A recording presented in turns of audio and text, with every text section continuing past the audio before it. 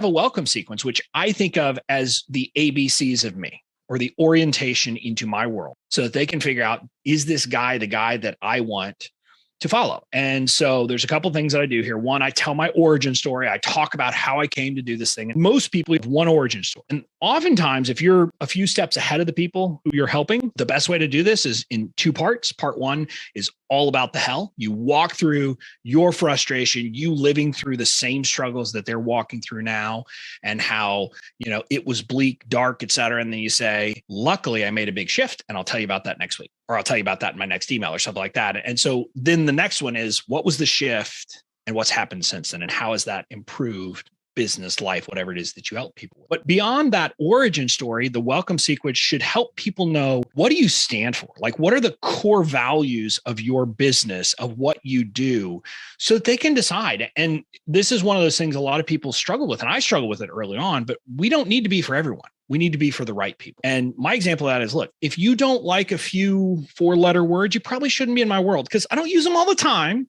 but every once in a while I'm going to drop them. And I think you should know that, because I've had people, like, before I started telling people this in advance, they would say, I think this is so unprofessional, and it shows a lack of education, which I thought was funny. I have a Harvard law degree. I mean, I'm pretty educated. I simply believe that sometimes a curse word is the perfect word. And I never curse. But anyway, so I tell people that. But also I tell people that I believe in being a radical giver, that I believe that business should be fun. So I tell people these kind of core things in the way I approach business, so they can figure out, hey, do I want to learn from Bobby? Or is there someone else that I'd rather get these resources from?